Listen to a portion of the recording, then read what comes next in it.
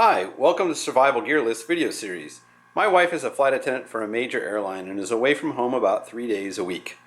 So in traveling, obviously space is an issue, plus what you can bring on airplanes nowadays is pretty limited. So I thought I'd share with you what's in her mini survival bag. You know, just in case there's an emergency while she's gone, she's in a hotel somewhere and the power goes out, you know, she has backup supplies, a little first aid kit. So I thought I'd take you through what's in her bag. Starting off with first aid, there's just a myriad of band-aids, different sizes, butterfly band-aids in case there's a more serious wound, special ones that go on sort of your elbow or on your ankle in case you get a blister from walking a lot. So just a real basic kit there with band-aids. Also some feminine hygiene napkins. You know, obviously for a female, it's good to carry those around with you, but for a guy, these make for excellent bandages. You can, if you have a big slash on your arm and you need to get to a hospital and you're somewhere, that means you're going to be jumping into a taxi cab.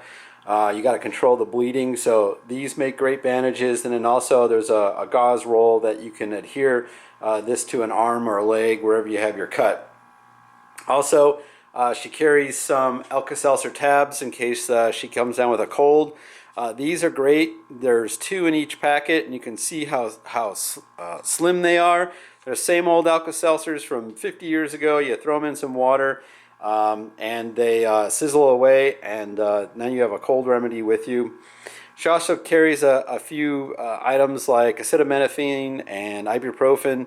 You can get these from Costco. The ibuprofen are orange, and the Tylenol basically is the white ones. She puts those in a bag. She also goes to foreign countries, so she carries some Imodium. This is Costco brand. You get 2 big bottles. I don't think you ever use that much of it. If you do, you got some serious problems. Also some Benadryl for allergies, like nuts or anything else that you may have.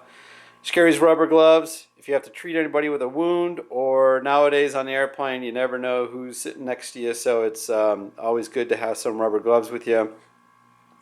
Mask, she carries these are surgical masks. These just loop around your ear. She keeps a couple of those in her bag. Again, you know, people coughing, flu, what have you. Now she can't wear those while she's working, but if she is riding on the plane as a passenger, then she can wear those if somebody's pretty sick next to her. She also carries backup sets of contact lenses, and then also a couple of safety pins of different sizes. If you have a pull on a zipper that breaks, you can obviously use that. Or if you need to just sort of stitch something together, you know, your zipper again breaks on your suitcase, you can at least pin them together. For safety, she does have a flashlight, but also she packs this Energizer Headband. It's a little bit better if you need to use your hands while, let's say, there's a fire in the hotel, lights go out. You got to be able to use your hands to feel around the hotel room that you're unfamiliar with.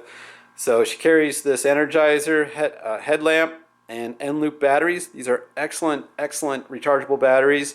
I just keep them topped off, swap them out with other batteries in her bag, but they really don't lose their charge unless she, you know, obviously is using them. But we keep those in her bag. They don't leak like the other, you know, Duracell batteries or Kirkland brand batteries that leak. They don't. This is also a good flashlight because it has a really good on-off switch. It doesn't drain your batteries. She also carries a battery backup charge. This one is rated only at 3,000. The one this is mine. She's traveling today, so she has her obviously. This is mine. This is a Lee Pow. It is rated at 3,000. I said, and hers is at 12,000. That gives her multiple days of recharging a cell phone or a Nook, anything else like that while she's on the road. The one reason why I like this one is it's small, it fits my pocket, so I can charge my cell phone. You know, if you have a pair of sort of camp shorts on, batteries in one pocket, your cell phone's in another pocket, and you can charge it away. I always put an X next to the USB port that charges faster. I think that's 2.1. Versus I think 0.5, or maybe that's just a 1. But when you're trying to figure out which one is the one that charges faster, it's easier just to take a Marks-a-Lot and put a big X next to it. She also carries one of these. These are it's a USB multi-charging line, so she can do mini USB. Also, she has the new iPhone and the old iPhone, so that way she can also help people to charge their phone while they're on the road, other flight attendants. She always carries cash with her, low denominations in case she needs the power's out, can't use your ATM machine, need to jump in a cab, and they only take cash. So she always carries about $50 with her in small bills. She does carry an extra cell phone. She has an iPhone, but in case that breaks or she loses it, she carries a backup cell phone. Now, the one reason, this is a cheapie that you can get on Amazon. The reason why I like this one is because it actually has a radio built into it. So I'm going to turn that on for you. It's called a Blue BLU-T172, and it's just a, like I said, cheapie cell phone. You can get minutes at Walmart and use it as a, but basically it has, you can just scan channels for FM radio, and it's actually kind of loud.